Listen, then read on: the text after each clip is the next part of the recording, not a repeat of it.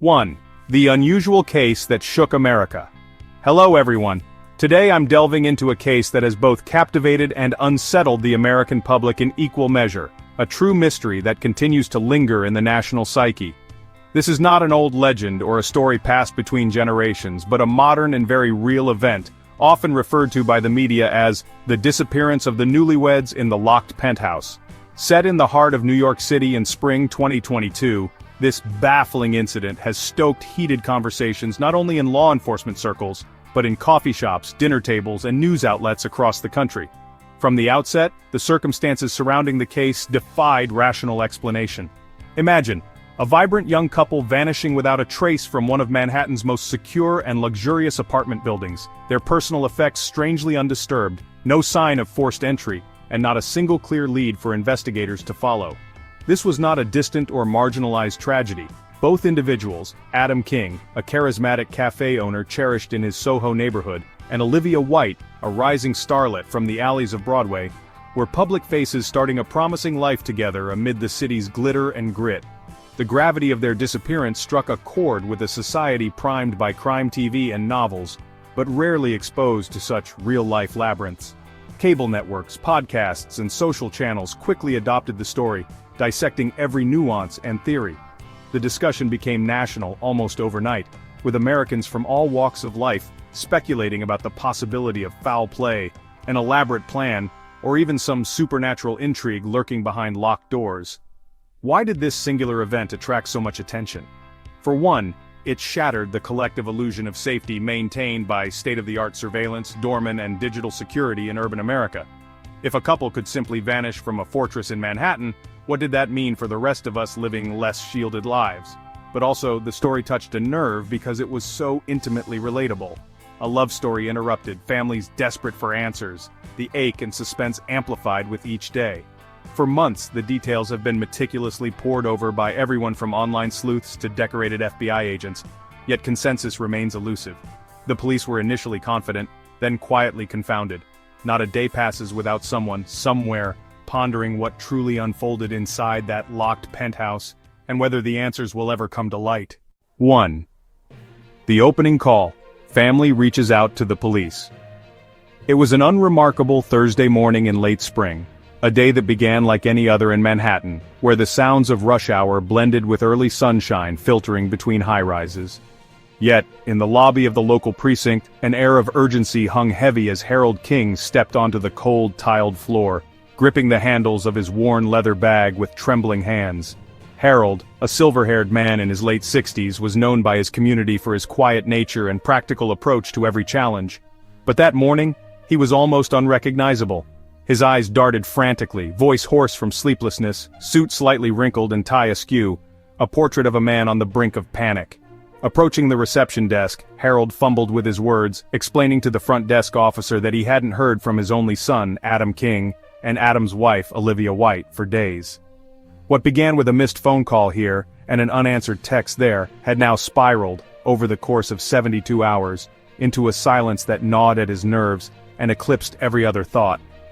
Adam and Olivia had celebrated their 6-month wedding anniversary recently, and both were busy professionals. Adam owned a vibrantly popular coffee shop in Soho, while Olivia was one of Broadway's up-and-coming theater darlings. For them to cut off all communication was deeply out of character.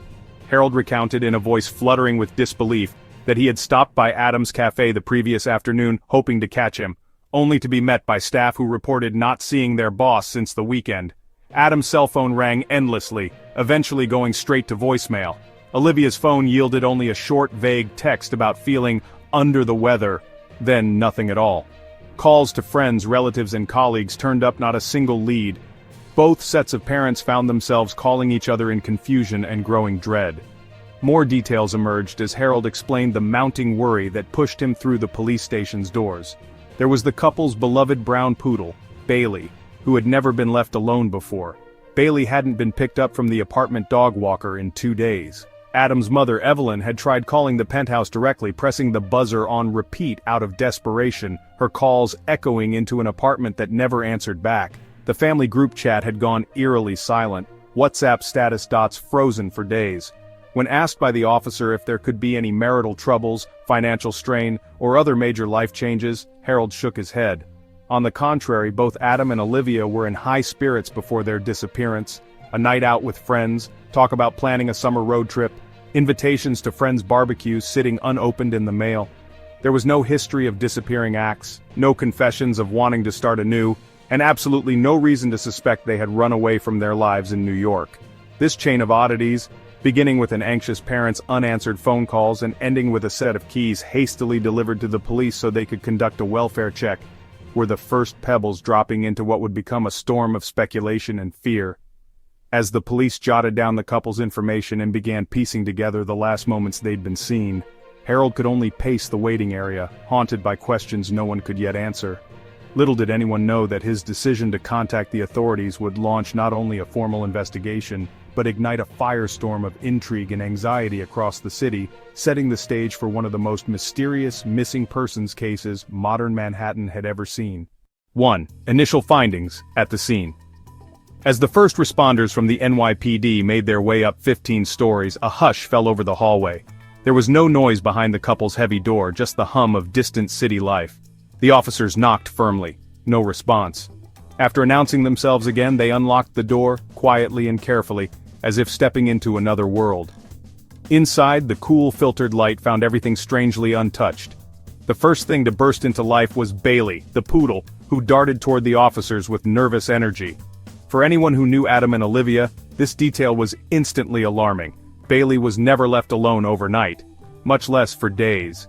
The dog's water bowl was half empty, a stark sign that time had been passing with no one coming home. Moving through the space, officers registered an unsettling orderliness. There were no signs of forced entry on doors or windows, no scratches by the lock, no broken glass, absolutely nothing to indicate violence or intrusion. The scene looked so utterly banal that it was itself disturbing. Leftover food on the dining table, mugs still full of cold coffee, grocery bags with unopened pasta and fruit. Dirty plates lingered in the sink like an abandoned morning rush. Packages of fresh laundry hadn't been unpacked from the foyer bench. It was a picture of daily life interrupted. Mail was stacked up by the door, some of it unopened. Lists and post-it notes dotted the fridge, reminders for a life presumably about to continue. But elsewhere the officers began to tally up what was missing, and here the mystery deepened. Key clothing items, the ones Adam and Olivia wore most, were gone. Their wallets and both U.S. passports were missing from the entryway drawer. 2 slim laptops, one silver, one rose gold, had vanished from the work nook by the window. Yet Olivia's favorite scarf, Adam's running shoes, even their shared Kindle were untouched. The apartment itself was locked from the inside. No sign existed to indicate what direction, if any, they had gone, or even if they had left willingly. Medical supplies for Olivia's mild asthma sat untouched in the medicine cabinet. What started as a welfare check now looked undeniably like the epicenter of a mystery, as the officers radioed in for detectives and forensics. The only certainty was that time was against them, and that somewhere in the quiet chill of a Manhattan penthouse, the opening moves of a bizarre disappearance were written in clues both obvious and imperceptible. The scene inside Adam and Olivia's penthouse quickly took on an unsettling, almost cinematic quality, the sort of environment that unsettled even steely-nerved detectives. From the moment the officers stepped over the threshold, what greeted them was not the chaos typically associated with missing persons cases, but an order that was far too perfect. Everything was meticulously arranged. Shoes by the door sat aligned as if expecting their owner's imminent return, coats remained on their hooks, and a pile of unopened mail rested neatly on a side table. The kitchen was perhaps the strongest illustration of this strangeness. On the counter, a half-finished cup of coffee had grown cold next to a bowl of untouched fruit. Dishes sat stacked in the sink, not in disarray but in a way that suggested breakfast had been interrupted, not abandoned in haste. Nearby, groceries purchased just days before, organic apples, imported pasta, a bottle of sparkling water remained stuffed inside their branded paper bags, as if time had simply stopped mid-unpacking. A laptop charger dangled from an outlet by the sofa, but the corresponding laptop was missing, along with 2 neatly folded sweaters from a basket near the bedroom. Curiously, the couple's travel essentials, passports, wallets, a selection of practical clothes, had vanished as well. None of Adam's running shoes or Olivia's favorite scarf were taken, details that signified decisions made in the span of a few distracted minutes. At first glance, it seemed like they may have planned to travel somewhere, but why leave half their things in such visible, untouched places? Just as perplexing was the state of their beloved dog, Bailey. Clearly anxious, Bailey had not touched her food in over a day, circling the foyer every few minutes before returning to the penthouse window, as if waiting for Adam or Olivia to walk back through the door. This was not the behavior of a pet accustomed to being left behind regularly. It signaled disruption in the fabric of the couple's routine. No evidence of a struggle or forced entry was found, locks were solid and windows sealed from the inside. Security devices appeared unbroken, and valuables ranging from Olivia's jewelry to Adam's collection of rare vinyl records sat undisturbed. The police checked for written notes or digital messages and found nothing. The fridge calendar, marked with hopeful scribbles for future events, now stood as a silent testament to plans that would never come to pass. It all added weight to an uncanny question. If Adam and Olivia had simply left, where were they? And why did their departure look so different from their vibrant, connected urban life? Within hours, news of the couple's sudden, inexplicable absence began circulating among neighbors and building staff. Many remembered glimpses of Adam and Olivia, morning runs down Fifth Avenue, Olivia rehearsing lines on her balcony, Adam making small talk in the elevator. Now, their penthouse was no longer a place of warmth, but a sealed chamber preserving fragments of daily existence. The paradox was almost too much to bear. A home simultaneously untouched and yet utterly abandoned. A perfect apartment containing an impossible mystery. The detectives wasted no time obtaining all available surveillance data from the high-rise building's extensive security system, a network of digital eyes considered state-of-the-art, with over 20 cameras positioned along hallways, at lobby doors, within elevators and facing all external entrances. Each frame captured was a potential clue, a digital breadcrumb along the path of Adam and Olivia's vanishing. On the evening of May 27th, a review of the lobby camera showed Olivia returning from a late-night grocery run around 10 p.m. She stepped out of a ride-share, balancing a couple of tote bags, and exchanged a weary smile with the night doorman. The footage caught her entering the building, pausing to greet an elderly neighbor, then waiting a moment for the elevator doors to open. Surveillance within the elevator confirmed her ascending alone to the penthouse level. She looked contemplative, perhaps tired but not visibly agitated, and there was no one else in the elevator or corridor at that hour to interact with her. She disappeared from view as she took the final steps toward her front door, and that would be the last time Olivia was ever seen entering or leaving the building on any camera. The next piece of recorded evidence came hours later, near 4 a.m. on May 28th. Adam appeared in the lobby, also alone, dressed casually in jeans and a light jacket, returning from what investigators later established was a night out with friends. He greeted the desk security, who barely looked up from his tablet, and made small talk briefly, his voice muffled on the silent video. Adam tapped his key fob at the elevator, waited, and stepped inside. Again, the corridor camera showed him walking to the penthouse. He never exited the apartment on video, nor did Olivia. Investigators scrutinized every second of available footage from the hours and days that followed, examining all exit and entry points, side stairways, parking garage entrances, and even the service elevators. Not once did Adam or Olivia appear leaving the building by any obvious route. Contradicting all logic, they had seemingly evaporated into thin air, inside a structure designed to leave no blind spots, no gaps in coverage. With no evidence of their departure, and no trace of their comings and goings after those final recordings, the detectives began to realize the truly confounding nature of what they were dealing with. The footage gave police a timestamp, a window during which the disappearance occurred, but no answers as to how it unfolded behind the locked doors and sterile hallways of the steel and glass tower. 1. The surveillance system and the enigma of blind spots. Though the building that housed Adam and Olivia was lauded for its cutting-edge security, the reality detectives soon confronted was more nuanced and oddly vulnerable. The high-rise prided itself on more than 20 digital cameras. Sleek, dome-shaped apparatuses blinked reassuring red in every hallway, elevator, and entryway, all feeding into a central security room on the ground floor. To residents, these cameras were an omnipresent shield. In theory, not a single person could come or go without being captured in crisp high definition. That, at least, was the illusion. The forensic team, led by NYPD's Technical Surveillance Unit, immediately took possession of the full server's backup. Hundreds of hours of footage flickered across their workstation screens. Grainy elevator rides, fumbled keycards in dimly lit hallways, pizza deliveries and doormen clicking through shift changes, yet as they scrolled, a disorienting pattern emerged. For all the supposed fail-safes, there were holes in the system, sometimes just a few seconds long, sometimes stretching for minutes. In a few areas the cameras were angled just so, leaving pockets around stairwell doors and trash chutes untouched. Initial analysis confirmed the coverage stats on the promotional brochures, 95% visibility of all primary access routes. But it was the other 5% that now felt all important. A particularly problematic gap appeared near the emergency stairwell on the north wing.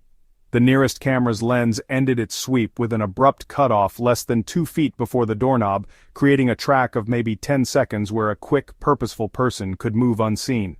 Similarly, the doors to the service elevator and a less-used loading bay were aged units originally intended for deliveries.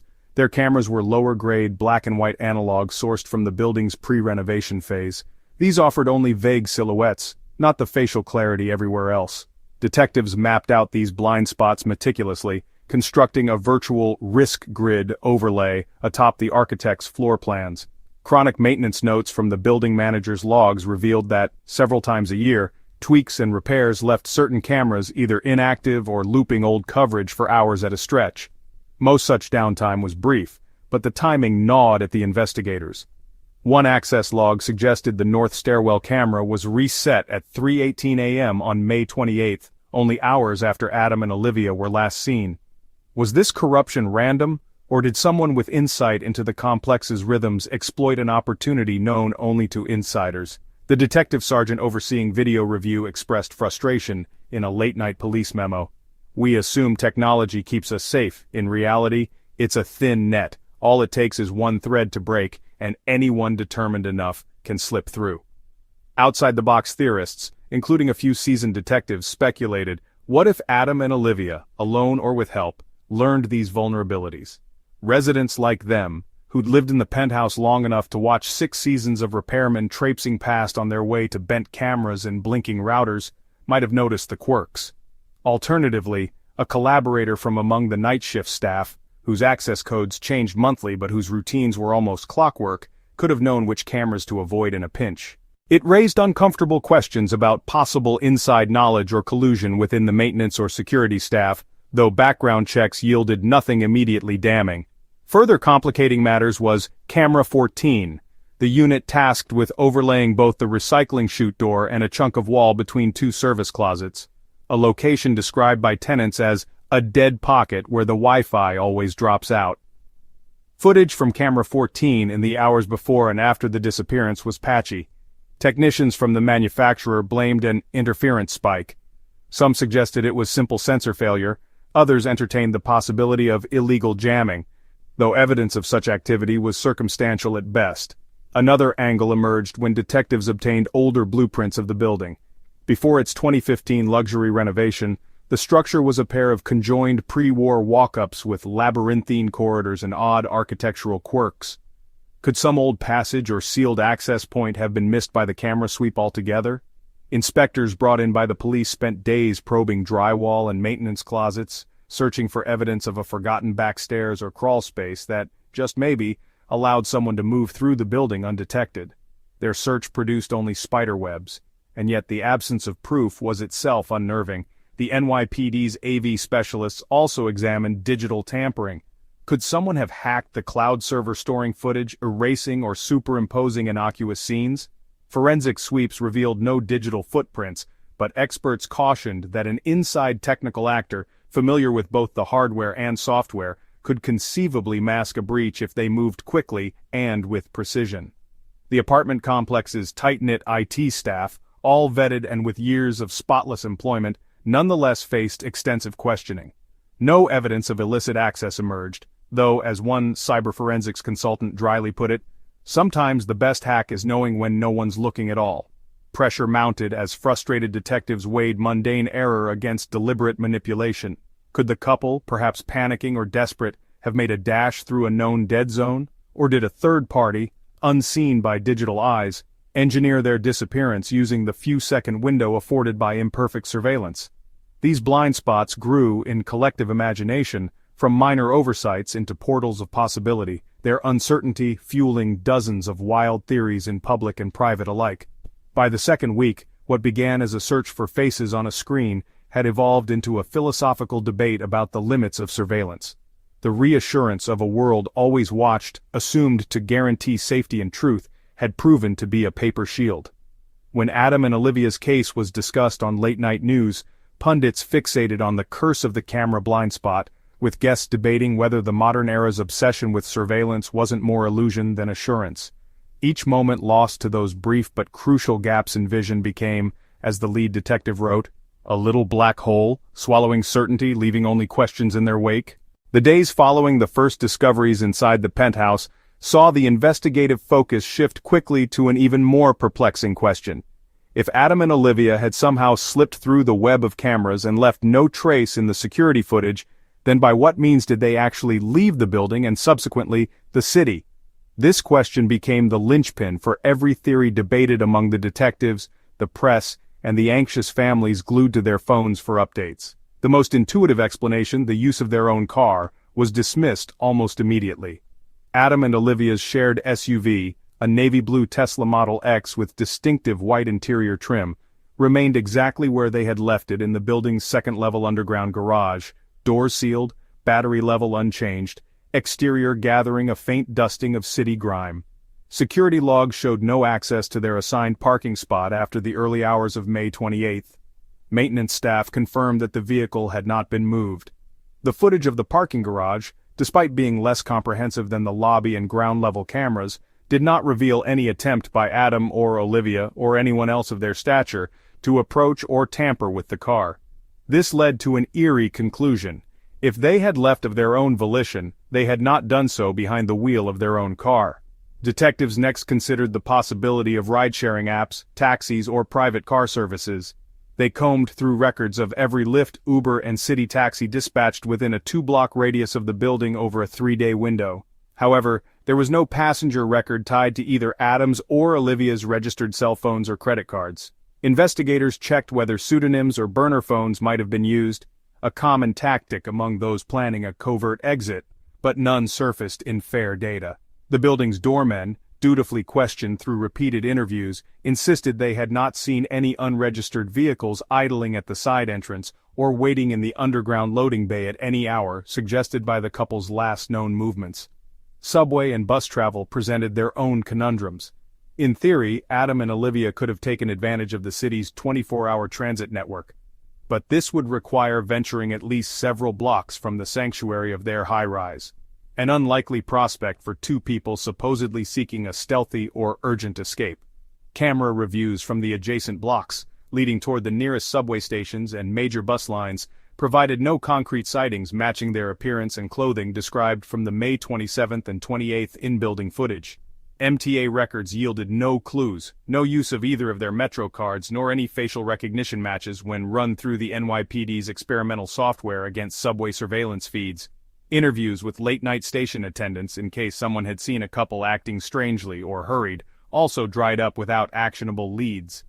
As the days passed, the idea that Adam and Olivia may have had outside help gained traction. Could they have been picked up by someone else? Perhaps someone in a less conspicuous vehicle that blended in with the steady night traffic? Teams pored over license plate recognition logs and cross-referenced traffic cams at every intersection within a 10-block radius between midnight and dawn.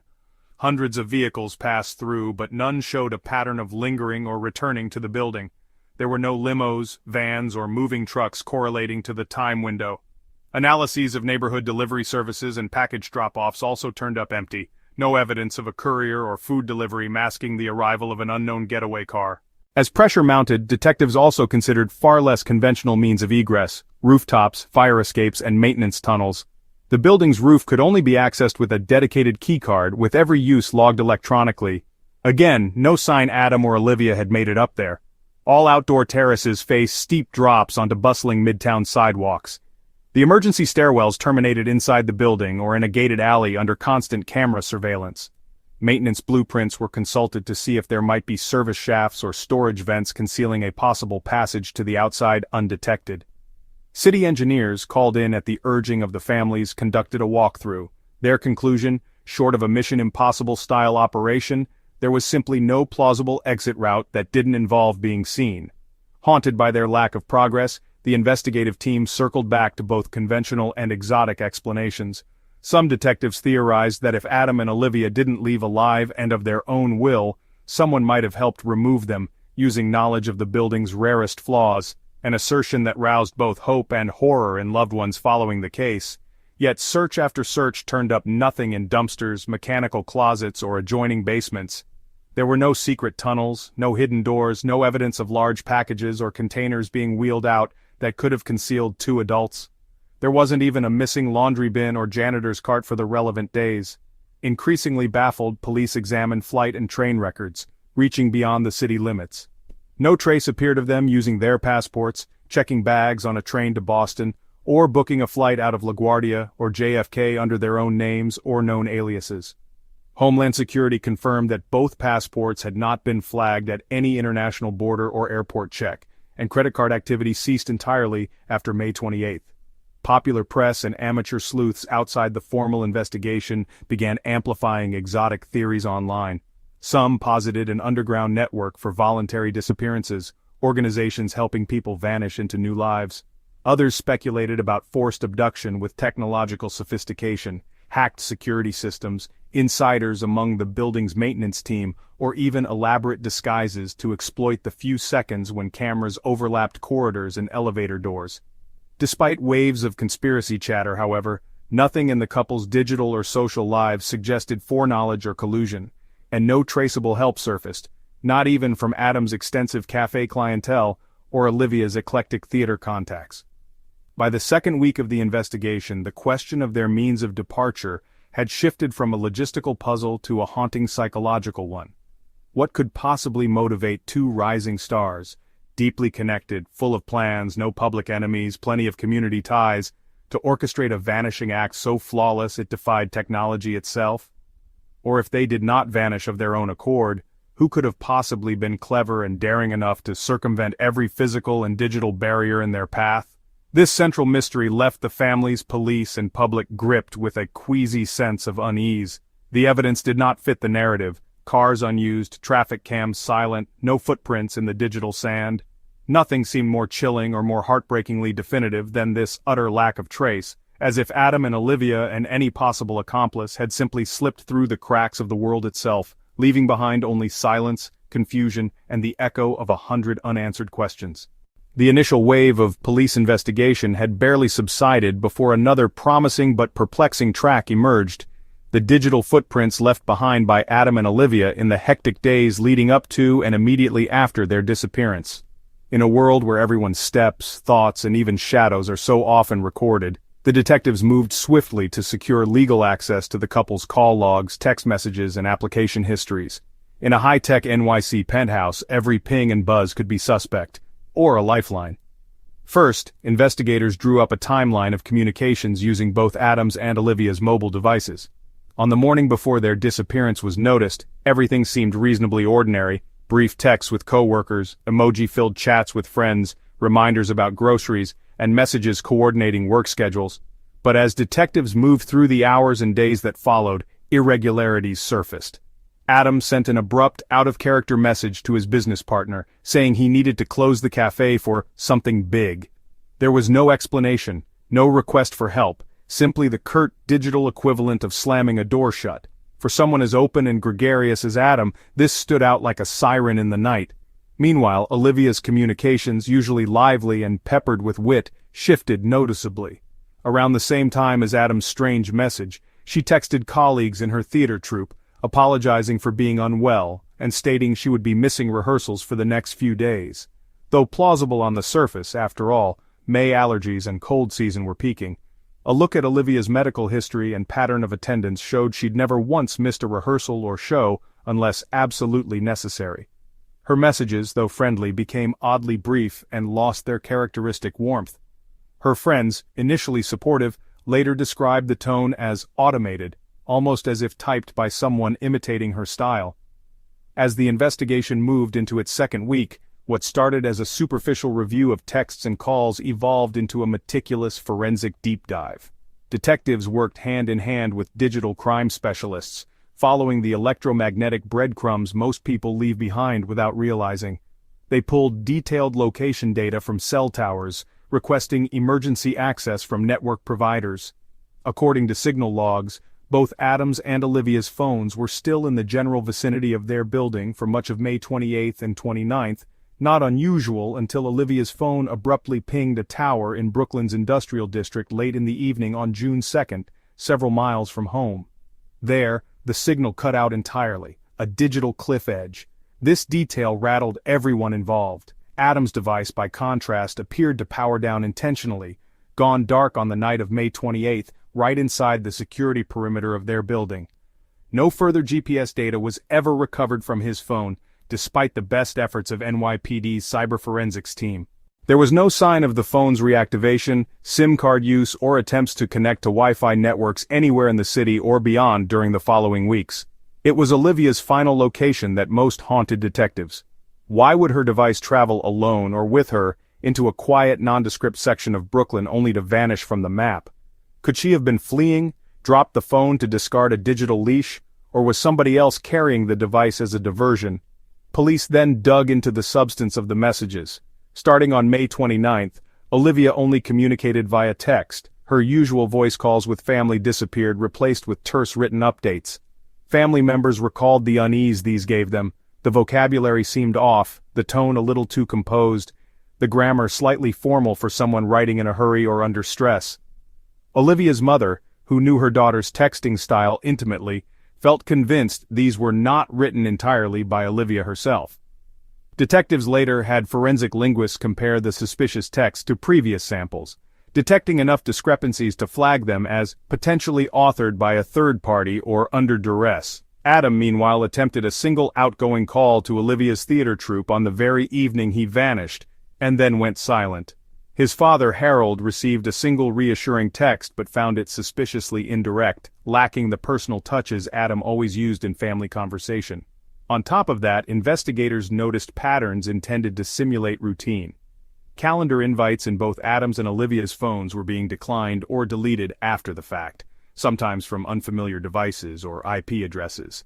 Several friends received repetitive, generic texts about feeling under the weather or handling a family situation, all arriving in unusual weekday hours, as though sent at random intervals to keep up appearances without giving away specifics of location or well-being.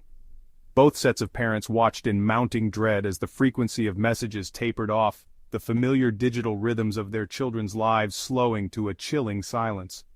Digital forensics teams also attempted to recover deleted communications and cross-reference app login locations. For the first time, the couple's devices showed evidence of two-factor authentication prompts, suggesting attempts to access their cloud accounts from new hardware or locations. Investigators couldn't definitively say if these were triggered by Adam, Olivia, or an intruder, but the activities added an ominous layer. More than just a trail of absence, the couple's digital footprint had become a web of contradictions, of pings, messages, and vanished signals, inviting as many questions as the empty penthouse had on its own. To the detectives poring over chats and code, it was less a map and more a maze. Every clue a double-edged sword, every message both a possible lifeline and a possible fabrication. The period between May 29th and May 31st became a central focus in the investigation, not just for the abrupt interruption in Adam and Olivia's daily lives, but for an unnerving change in their communication patterns. To outsiders, it might not have seemed remarkable at first, a sequence of text messages, a lack of direct calls. Yet, to the trained eyes of detectives and the worried hearts of family members, these details screamed concealment, manipulation, and perhaps deep distress on the part of the missing couple. It began subtly enough. Olivia, usually cheerful and forthcoming in calls with her closest friends, suddenly transitioned to messaging only. There were no more late-night voice chats filled with laughter, no frantic calls about missed rehearsals or daily mishaps. Instead, her circle received brief, almost sterile texts declaring she was unwell, promising to be in touch soon. At first, her friends chalked it up to a cold or exhaustion from long hours at rehearsal. But as the days ticked by, their doubts grew. Olivia's mother, who'd been in constant contact with her daughter since childhood, sensed an immediate shift. The phrasing was off, too formal or too vague. Small details, private nicknames or inside jokes had vanished. Suspicion began to take root. Was Olivia really the one writing these messages? Meanwhile, Adam, never one to leave his cafe or family hanging, became a ghost in his own digital life. On May 31st, he made a lone call to Olivia's theater troupe, an act so out of pattern that it led investigators to flag the timestamp in bright yellow on their case boards. Soon after, Adam's father, Harold, received a text that on the surface appeared comforting. It was polite, assured Harold not to worry, and cited personal matters as the reason for the radio silence. However, something about it felt hollow. Harold later confessed to detectives that Adam always signed texts with a small joke or a specific emoji. Here, there was none. Just a single message, cold and final, as if typed by someone unfamiliar with their long-standing father-son rapport. For the police, the patterns were classic red flags of either duress or a concerted effort to obscure tracks. They looped in forensic linguists, specialists who analyzed not just what was being said, but how it was said. These linguists dissected years' worth of Adam and Olivia's previous texts and emails, comparing word choice, sentence length, the rhythm of punctuation. Their expert report later concluded that several of Olivia's purported texts during those days were highly incongruent with her established style, likely written by someone else, or composed under significant psychological distress. Texts to friends and family seemed constructed to quell suspicion, containing little substance, generic excuses about health, repeated assurances of safety, and not a shred of the personality that once animated every message. Behind the scenes, law enforcement worked in tandem with the couple's wireless provider, pressing for expedited access to metadata that could provide further insight. What emerged was troubling. The pattern of outgoing messages remained consistent with someone attempting to create the illusion of ongoing life, periodic, never voluminous, always controlled. No selfies, no shared locations, no voice notes or images, only text. Police also discovered that some of the messages had been sent from devices or IP addresses not commonly associated with Adam or Olivia's routines, raising the grim possibility of either their phones being physically taken or their accounts remotely accessed. Investigators faced a paradox. If the couple were alive and in hiding, why would they communicate so out of character, risking alarm? If they were under duress, who was controlling them, and to what end? The abrupt switch to one-way, sanitized communication stood out as a psychological strategy, meant to dampen urgency, delay alarm, and perhaps buy time. Olivia's parents, increasingly frantic, began pressing law enforcement to ignore the superficial assurances and intensify the search. Their home became an impromptu command center with pinned printouts of texts, call logs, and police updates. They reached out to every last one of Olivia's friends, hoping to catch even a hint of her real voice through the cacophony of pre-scripted responses. But the rhythm was always the same, short, almost robotic updates that faded further into silence as June approached. Adam's friends, equally disturbed, launched their own inquiry. Some suspected that Adam and Olivia had staged their own disappearance for reasons unknown, but most disagreed, pointing to the deeply uncharacteristic manner in which they had cut off contact. Adam's cafe staff recalled that their boss was always present, always reachable, even when on vacation. Silence was simply not in his nature. His best friend from college remembered texting Adam a meme about their favorite basketball team, only to receive a curt reply, "Cool, thanks." No banter, no follow-up, a chilling departure from decades of jocular exchanges. The joint families appealed to media outlets and local influencers, sharing details in hopes the public could spot something authorities might miss. This added a new layer of complexity, as renewed attention shone on the couple's digital silence. A flood of would-be tipsters began reporting similar patterns in their own contacts. This led to a barrage of false leads and an overwhelmed police tip line, aggravating the chaos of an already disjointed investigation. With each passing day, the lack of vocal communication with Adam and Olivia became a wound that would not heal. Younger siblings sent voice notes in desperation only to watch them remain unplayed. Friends tried video calls, but everyone rang out. Even voicemail messages revealed nothing. No accidental background noise, no trace of stress or subterfuge.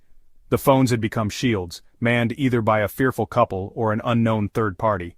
For detectives, the dearth of true contact was an open invitation to reconsider the case in darker terms. Was this an expertly orchestrated vanishing act, or the icy aftermath of something far more sinister? Technical experts pored over message metadata, seeking irregularities in timestamps and device identifiers. They even traced the occasional phantom logins, brief moments when one of the couple's cloud accounts seemed accessed from a city outside of New York, only for all trace to evaporate seconds later. Whether these were hackers, automated pings from apps, or deliberate misdirections planted by someone with higher tech skills, no one could say for certain. Days stretched on, and as the digital silence deepened, those closest to Adam and Olivia grew convinced that the couple, or whoever had access to their accounts, was purposefully hiding their true situation. Some theorized they may have been forced to communicate under strict surveillance with captors monitoring every word. Others wondered if the pair were indeed alive but so traumatized or threatened that even coded language, let alone cries for help, had been rendered impossible. Seasoned investigators, having seen their share of missing persons cases, recognized this as an all-too-familiar red flag. The sudden shift from high-frequency, personality-rich engagement to distant, robotic texts typically bespoke submission or fear. Families clung to hope that any day, a slip-up in phrasing or an accidental missed call might deliver the break they so desperately needed. In the end, communications between May 29th and May 31st were reclassified in the official investigation as messages under probable duress or third-party manipulation. The digital residue left behind, so carefully scripted and devoid of warmth, became less a series of clues and more a testament to everything that was suddenly missing: laughter, inside jokes, the quirks and mistakes of real relationships. To those still searching, this absence said more than any message could. The haunting nature of those days would shape the investigation for months to follow, and for Adam and Olivia's loved ones, it served as a painful reminder of how easily the human voice could be imitated, and how difficult it was to truly say goodbye. The task of expanding the investigation was like unraveling a massive, intricately woven tapestry. Each thread tugged by the police led only to more tangled knots, with the case becoming a labyrinth with no clear exit. As weeks spilled into months, the effort to trace Adam and Olivia's whereabouts grew more desperate and all-encompassing, mobilizing multiple agencies, private contractors, and cyber specialists. With little to go on inside the building, detectives needed to look far beyond the penthouse and its sterile walls, searching for even the faintest evidence of life, or the faintest shadow of foul play. The first major direction centered on medical facilities. Officers methodically contacted every major hospital within a 100-mile radius, including ERs, urgent care clinics, mental health wards, and even private practices. Their objective: to find any file, intake record, or unnamed patient matching the couple's description. Hospitals received official requests for lists of John and Jane Doe admissions coinciding with the window of the couple's disappearance. Nurses double-checked discharge notes, ER doctors combed through patient logs, and missing persons flyers appeared in every hospital break room. Despite the overwhelming effort, none produced a meaningful lead. The names Adam King and Olivia White never surfaced, and not a single patient photo or anonymous patient matched their likeness. Simultaneously, teams delved into pharmacies and morgues, scanning prescription monitoring systems for any sign of Adam refilling Olivia's inhaler or evidence of their names on toxicology reports. Coroners across 4 states shared files in case the couple had fallen victim to a tragic accident or met with foul play and were yet to be identified. No matches were found. Their medical insurance had not been used since before their disappearance, and dental records sent anonymously to forensics offices remained unused. Detectives then analyzed the GPS data from every cell tower, smart device ping, and digital sensor in a 5-mile radius around the building, cross-referencing the window from late May through June. Their search went beyond the high-rise and into the heart of the city. Every subway entrance, bus stop, and traffic camera within Manhattan's grid. Adam's phone showed a stubborn loyalty to its last known location, the silent penthouse, refusing to light up any new coordinates.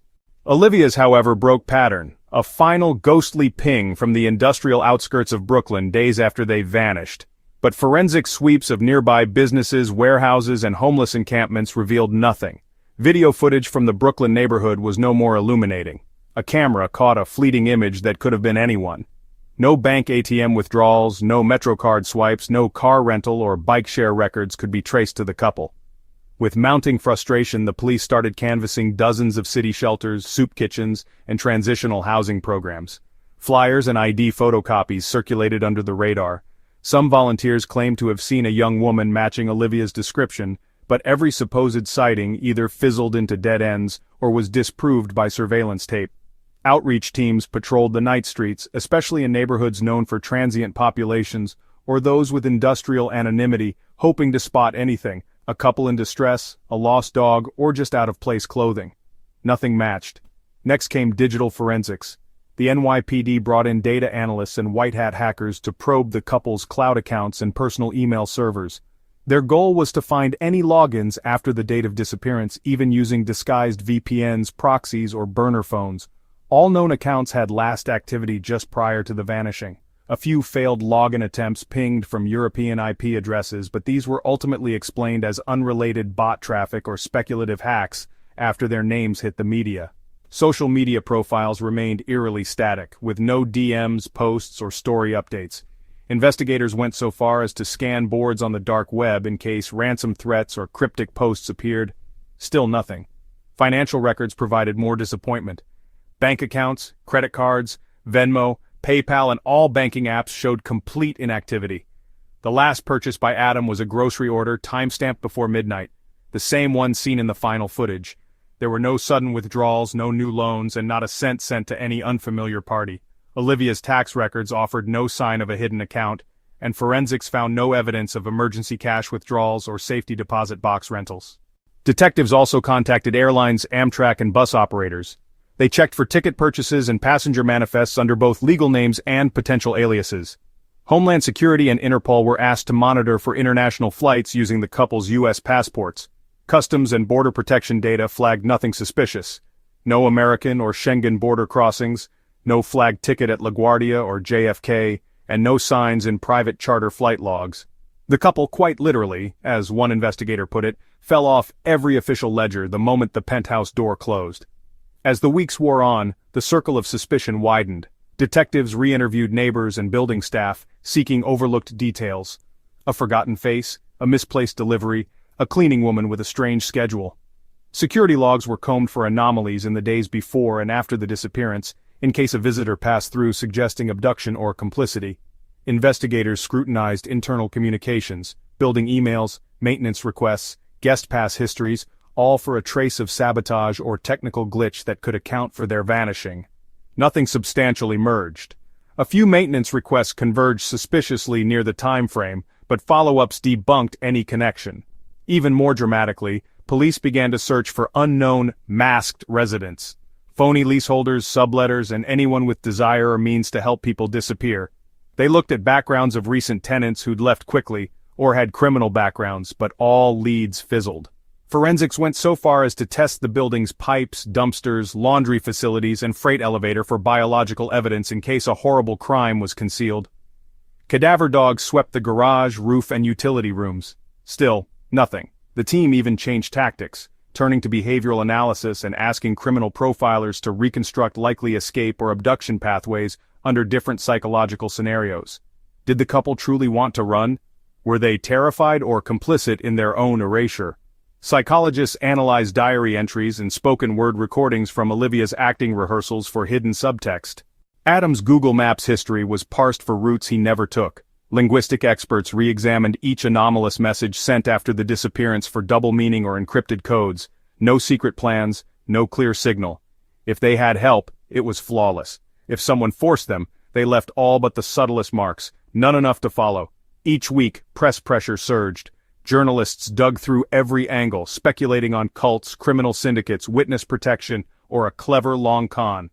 All was theory, missing the critical link that would transform suspicion into proof. Every investigative tool, science, data, intuition, led back to a gaping blank. The NYPD hosted regular briefings, but by the fourth month their tone shifted from hopeful to haunted. Law enforcement warned the families not to trust breakthrough tips unless vetted. Many were hoaxes, tabloid bait, or false memories from desperate followers of their story. By the end of the summer, the case file bulged with action logs, hundreds of interviews, digital records, grid-mapped canvases, private tips, and polygraph transcripts. The most disturbing through line was the lack of forensic material. No hair, no trace DNA, no prints out of place in that immaculate penthouse or anywhere traced after. Olivia's phone's last location in Brooklyn was scoured for environmental DNA, articles of clothing, or clues in the trash. Every promising lead dead-ended in nothing but random city debris. As one weary detective remarked in confidence to colleagues, "It's like they fell through a tear in reality." As of the writing of this chapter, the expanded investigation is both a marvel of thorough police work and a chilling testament to the limits of modern detection. Adam and Olivia exist now more as a question than as people remembered. A blank space left not just in New York, but in the collective American psyche. The emptiness at the center of the case, paradoxically, has become its only certainty. The longer their absence persists, the more the silence seems to speak, taunting every searcher with the ultimate unanswered question: how can two people, so rooted in modern life and watched by so many, simply vanish into smoke? Adam King's disappearance couldn't be truly understood without unraveling the complicated knots of his past, a past that, though respectfully hidden from public view by those closest to him, harbored currents and undertows that now, in retrospect, seem too powerful to ignore. From the outside, Adam and Olivia appeared the image of modern New York happiness, young, vibrant, successfully carving out space for themselves amidst the city's chaos. Yet, as police and families dug deeper, it became apparent that the seeds of the present mystery might have been planted long ago. Adam's formative years were marked by the steady cadence of suburban life mixed with moments of emotional turmoil, chief among them, his intense bond with Julia Baker. Julia was more than a high school sweetheart. She was Adam's confidant, the person who knew his secrets, strengths, and vulnerabilities in ways no one else ever had. Their breakup during Adam's early 20s was for many years a wound half-healed. Afterward, Julia, an artist at heart, settled in Belgium, marrying a photographer and raising a daughter, Lena. Distance, however, did not erase the connection, particularly when Julia's life took a devastating turn. When Lena tragically passed away due to a rare viral illness, Julia was plunged into a profound depression. In her grief, she turned back to Adam, at first for comfort, then for escape, reaching him in the quiet hours across continents. Adam tried to offer support, but gradually found himself overwhelmed by Julia's emotional turbulence. Olivia, while initially compassionate, grew uneasy as the late-night calls and cryptic texts with Julia mounted. Arguments erupted, then subsided, as Adam promised boundaries, and Julia too seemed to retreat. Yet shortly before Adam and Olivia's disappearance, Julia made a brief but consequential return to New York. According to travel records, she arrived barely 2 weeks before May 27th, allegedly under the pretense of visiting college friends and organizing a small art exhibit. Interpol records and airport logs, later acquired by the NYPD, confirmed her entry and subsequent movements, seemingly innocuous but obsessed over by both media and detectives when the case began to stagnate. What no one, save a small handful, realized at the time was that Julia's presence left a psychic echo in Adam's life. Mutual friends observed him withdrawn during Julia's brief sojourn in the city. His cafe staff noticed shifts in his focus, more anxious glances at his phone, and a growing sense of distraction. Olivia's journals, discovered in the penthouse but protected by a passcode, included cryptic references to feeling watched by old ghosts, and resentful of history breathing through the door. The couple's communication, so light-hearted before, turned brittle. Evenings once spent sharing stories devolved into mutual silence broken only by the distant hum of the city outside their window. These fractures in routine caused both families to rewind their memories. Had Adam sounded off in their last calls? Did Olivia mention anything odd about that week's rehearsals? Or when she canceled a dinner with her father at the last minute? The answer, again and again, was uncertainty. No dramatic events, no hellos or goodbyes out of place. But the more closely they sifted the details, the more clear it became that the relationship web surrounding Adam and Julia had reawakened strains beneath the surface. And herein lay the psychological bottleneck for the investigation. As the NYPD profilers dove into the ripples of Adam's past and the recent resurgence of Julia, new hypotheses arose. Had Julia, racked by unresolved grief, reached out one last time and drawn Adam unwittingly, or even willingly, back into her crisis? Did her return, wrapped in guilt and mourning, resurface old wounds that neither Adam nor Olivia were prepared to handle? Detectives explored the possibility of psychological manipulation, the idea that grief can open doors to vulnerability that rational thought cannot close. Julia's history of emotional dependency on Adam in times of trauma created discomforting possibilities. Was the timing of her New York stay a coincidence, or a catalyst? Surveillance records from street cameras and public venues showed Julia visiting Adam's cafe twice, always during off hours, and lingering at a nearby park bench afterwards. images that later became obsessive fodder for both police and online sleuths. Family members and friends recalled small but telling moments. The missed calls returned late at night, Adam's barely concealed agitation when Julia's name appeared on his screen, Olivia's mounting frustration that sometimes smoldered in silence rather than erupted into arguments. With the couple's phones wiped clean and digital forensics stonewalled by encrypted messaging apps, the NYPD turned to the last refuge. Interviews and psychological autopsies piecing together a portrait of relationships stretched beyond their healthy limits. Psychiatrists advising the investigation noted the concept of emotional triangulation, where a third party's distress can destabilize even the strongest partnerships. Adam, a natural caregiver, became haunted by an inability to fix Julia's pain but also afraid of alienating Olivia, the classic double bind. The pressure built incrementally. When Adam's father, Harold, was shown old photos and prompted for memories, he described his son increasingly burdened, like someone carrying a secret that refused to rest. Olivia's mother, for her part, expressed regret that family had not pressed harder about her daughter's cryptic sadness, always assuming the couple's warmth could weather any storm. Meanwhile, Julia's return to Europe just days after the couple disappeared became a pivotal, if ambiguous, piece of the puzzle. She provided police with a statement via transatlantic video conference, insisting that any communication with Adam was purely platonic and deeply needed for closure. She cried on camera, her grief palpable, but offered few actionable details. Interpol agents in Belgium confirmed her alibi for the days immediately after the vanishing, yet the timing, her departure from New York a mere week later, continued to loom suspiciously on the case timeline. The investigation into Julia's background, tragic loss, and recent travels triggered heavy debate within the NYPD command center. Was Julia the architect of a desperate escape, an unwitting catalyst, or simply another injured soul caught in the storm? Detectives debated motives, considering whether fear of renewed entanglement or discovery could push Adam and Olivia to stage their own disappearance. Others posited that the immense psychological pressure from all sides, Julia's sorrow, Olivia's suspicions, Adam's growing anxiety, might have driven the couple into a state of emotional flight, seeking psychic refuge in literal disappearance.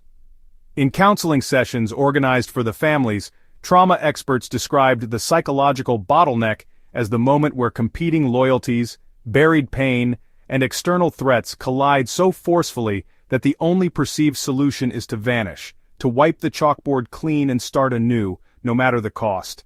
This theory resonated uncomfortably with the fragments of evidence, cryptic calendar updates, sparse texts lacking warmth, the odd sense of ritual in the couple's routines before the end. What further complicated matters was the city itself, a stage for reinvention and retreat, where millions disappear and emerge unnoticed every day. For Adam and Olivia, whose roots in New York ran deep, but who carried old wounds from far beyond it, the psychological pressure cooker had been quietly sealed by history, only to explode under the right combination of triggers. Their penthouse, once a sanctuary, became their final stage, a place where the ghosts of the past, whether Julia's or their own, found a way to write themselves into the present narrative. To this day, the psychological bottleneck of the Adam and Olivia case fuels ongoing debate. Was Julia simply the match that lit a long-dormant fuse? Or did the unresolved emotional attachments and traumas, those shadows from their intertwined pasts, combine with mounting urban stress to create a storm no one could forecast or control? The truth remains just out of reach, a moving shadow at the corner of every theory and every new clue that comes to light. In the end, what's left is the aching void at the center of their story, a reminder that sometimes, the hardest mysteries are not just about evidence or opportunity, but about the silent tension in human hearts, those places where logic ends and love, grief and guilt reign in secret. Final complications and media pressure. In the long shadow of the missing couple's case, as law enforcement ground through month after month with no definitive leads and families clenched more tightly to hope than to facts, a different storm raged outside the police tape, the unyielding, combustible force of the American media. Once the original details filtered out, a luxury penthouse, technology-defying vanishing act, hints of complex personal drama, the story grew into an obsession not just for local reporters, but global outlets hungry for the next twist. The press, initially an ally in amplifying calls for information and public awareness, quickly morphed into a pressure cooker, manufacturing narratives when real facts ran thin. For the families, this became a second nightmare. Olivia's parents, heartbroken but fiercely combative, spearheaded a campaign to keep their daughter's photo on every major news site, social feed, and subway billboard from Manhattan to Portland. They hired PR representatives, ran emotional press conferences outside precinct doors, and coordinated with NGOs specializing in missing persons. Requests poured into the NYPD's tip line, every blurry sighting or hopeful rumor now turbocharged by the echo chamber effect of social media shares. Some nights, their home felt more like a newsroom than a living space, with journalists hovering on the porch and camera vans parked in the street for days. Conversely, Adam's family chose privacy, begging the press not to publish old family photos and refusing interviews. The King family's silence created an odd counter-narrative, one seized upon by talk radio and true crime bloggers. Were they hiding something? Did their reluctance suggest embarrassment, or a terrifying knowledge of the truth? Entire episodes of cable news and hours-long YouTube analyses were spent dissecting the difference in the family's approaches, fueling rumor, resentment, and countless armchair theories. For every plea from Olivia's mother, there was a skeptical caller claiming an inside job. For every tearful memory shared, a Twitter thread surmised it was all part of a viral hoax or media experiment. As weeks blurred into months, the story took on a momentum of its own, pieces snapped up by late-night hosts for comedic relief, or by podcasters searching for their breakout serial. The couple became archetypes, proof of urban vulnerability, or conversely, of big-city anonymity protecting dark secrets. Hashtag campaigns like #FindOlivia and Adam trended erratically, sometimes revitalized by a new, tangential sighting or a minor twist, then dying down when leads evaporated. YouTube sleuths invaded the couple's digital life, speculating about everything from occult involvement to secret financial schemes or witness protection cover-ups. Within the precinct's media room, detectives faced an impossible task, balancing transparency for the community with the need to protect crucial evidence. Press leaks became a constant threat. One morning, the New York Post published an anonymously sourced story alleging a mistress and tabloid-worthy inheritance dispute. 2 days later, a respected broadsheet ran an exposé on fierce infighting between the couple's parents. None of it was verifiable, yet each headline triggered surges in social media outrage and ghoulish curiosity. The real investigation was subjected to unpredictable tides. New tips would spike with every wave of coverage, but so did hoax calls, threats, and outright harassment of neighbors and staff.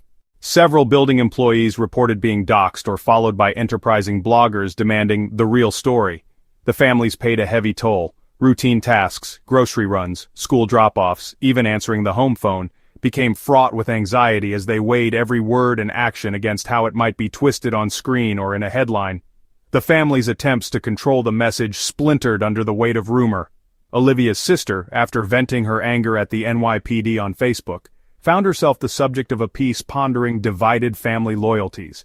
Adam's old college roommate was tracked down and badgered for an offhand remark about Adam's habit of disappearing for days in college, taken out of context to spark an entire podcast episode on hidden patterns. Bonds within the families themselves began to chafe. Accusations of mishandling, secrecy, and betrayal surfaced not just in the press, but in family group chats and therapy sessions prompted by relentless trauma. Meanwhile, police investigators found their own sense of control eroding. Media attention initially brought resources and urgency, but as frustration mounted, detectives increasingly grew wary of sharing any details that could be spun. Cooperation from key witnesses deteriorated, with some refusing to testify on the record after finding themselves trialed online or receiving threatening messages. More than once, the persistent glare of publicity forced the department to pull officers off the case after their private information was doxed. Morale in the squad room wavered. For junior detectives, the fear of becoming a meme or internet villain was almost equal to the fear of missing a clue that could break the case. Even seasoned officers confessed after hours to feeling hunted by an audience more interested in spectacle than justice. At the center, the truth about Julia's sudden departure remained unresolved. American and Belgian authorities coordinated through Interpol, possibly following up on digital traces, financial logs, and the old friendships that bound her to Adam. Speculation on both continents grew feverish, every overlapping timestamp or ticket stub dissected in detail across languages and forums. Julia herself, under siege in Europe by those convinced of her role, gave only one halting interview before retreating from the public eye entirely. Some outlets depicted her as a tragic other woman, others as a shadowy conspirator, her private tragedy now part of a global narrative beyond her control. Months later, the case file grew from a handful of police reports to a sprawling colossus. Court orders referenced threats made by strangers to both families, hospitalizations for stress-induced health crises, and even creeping paranoia among the investigators themselves. In the faces of parents who attended missing persons vigils, one could see exhaustion as deep as any grief. Yet, for all the noise, all the wild speculation, the vital facts refused to bend to anyone's will. The final knot in the story was perhaps this, that for all society's advances in technology, all the blurring of privacy and performance, the act of disappearance could still defeat even the most relentless pursuit. Each night, with the cable news blaring and phones buzzing long after midnight, the families faced the same devastating truth. The only people who might have untied the mystery had vanished, and the spotlight searching for them had only burned everyone else.